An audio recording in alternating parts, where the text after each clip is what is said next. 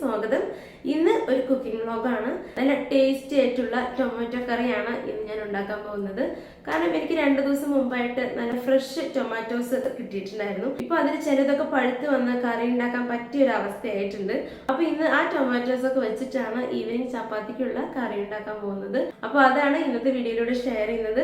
അപ്പൊ ഈ വീഡിയോ നിങ്ങൾക്ക് ഇഷ്ടമാണെന്ന് വിശ്വസിക്കുന്നു. അപ്പൊ ഇഷ്ടമെങ്കിൽ ലൈക്ക് ചെയ്യാനും പ്ലീസ് ഒന്ന് സബ്സ്ക്രൈബ് ചെയ്തൊന്ന് സപ്പോർട്ട് ചെയ്യാനും മറക്കരുത്.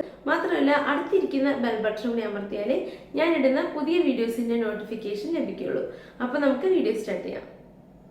അപ്പോൾ ആദ്യം ചൂടായ പാനിലേക്ക് എണ്ണ ഒഴിച്ചു കൊടുക്കാം. ഇതൊട്ടും സ്പൈസി ആയിട്ടുള്ള അങ്ങനെ കറിയല്ല കേട്ടോ.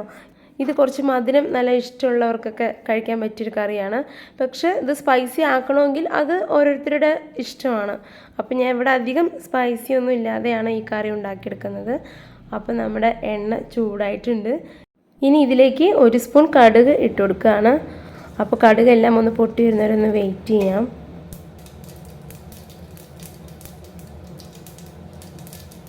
അങ്ങനെ കടുകെല്ലാം പൊട്ടി വന്നിട്ടുണ്ട്. ഇനി ഇതിലേക്ക് 1 ടീസ്പൂൺ ജീരകം ഇട്ട് കൊടുക്കുകയാണ്. ഈ ജീരകം ഒന്ന് മൂത്ത് വന്ന ശേഷം 2 പച്ചമുളക് നടുവെ കീറിയത് ആഡ് ചെയ്ത് കൊടുക്കുന്നുണ്ട്.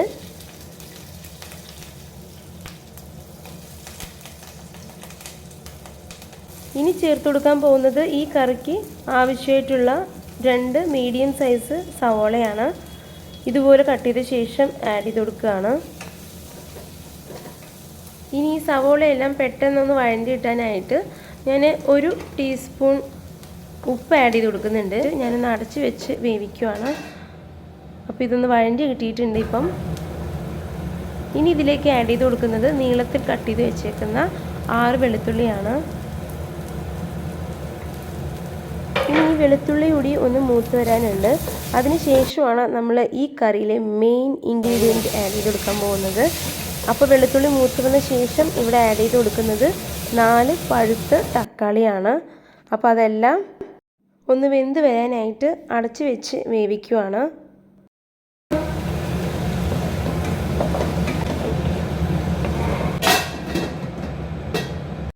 അപ്പോൾ ഈ തക്കാളി വേവിക്കുന്ന സമയത്ത് നമുക്ക് ഒട്ടും തന്നെ വെള്ളം ആഡ് ചെയ്ത് കൊടുക്കേണ്ട ആവശ്യം ഉണ്ടാവില്ല. കാരണം ഈ തക്കാളിയിൽ നിന്ന് തന്നെ വെള്ളം വരുന്നതുകൊണ്ട് നമുക്ക് അത് ഉപയോഗിച്ച് തന്നെ നമുക്കിത് വേവിച്ചെടുക്കാവുന്നതാണ്.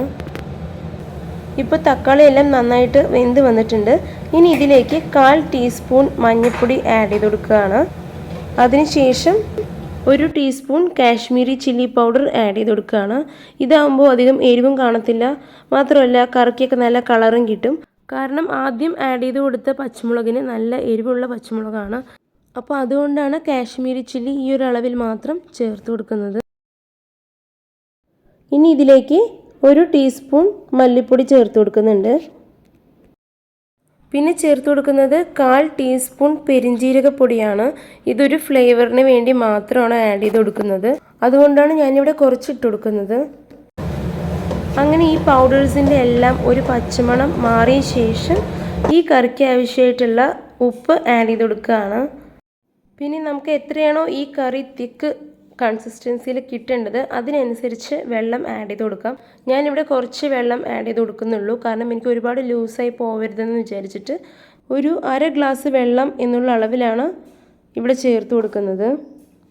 ഇനി ഒന്ന് അടച്ചു വെച്ച ശേഷം ഹൈ ഫ്ലെയിമിൽ ഒരു 10 മിനിറ്റ് വേവിച്ചെടുക്കുവാണ്. അങ്ങനെ കറി റെഡിയായി. എല്ലാം നന്നായിട്ട് വെന്ത് വന്നിട്ടുണ്ട്.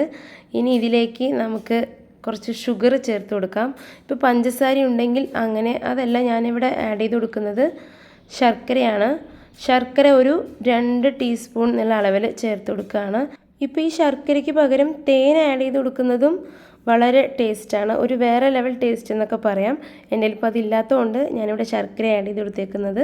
ഇനി ഇതൊന്ന് ഗാർണിഷ് ചെയ്തെടുക്കാനായിട്ട് കുറച്ച് മല്ലിയില ഇട്ട് കൊടുക്കുന്നുണ്ട്. തീ ഓഫ് ചെയ്യാം. എന്നിട്ട് കുറച്ച് നേരം ഒന്ന് അടച്ചു വെച്ച ശേഷം പ്ലേറ്റിലേക്ക് സെർവ് ചെയ്യാം.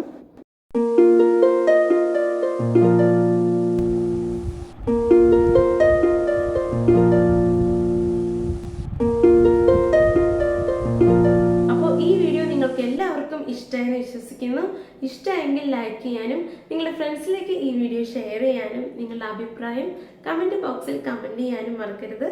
പിന്നെ സബ്സ്ക്രൈബ് ചെയ്യാനും മറക്കരുത്. മറ്റൊരു നല്ലൊരു വീഡിയോ ആയിട്ട് വീണ്ടും കാണാം. Till then bye bye.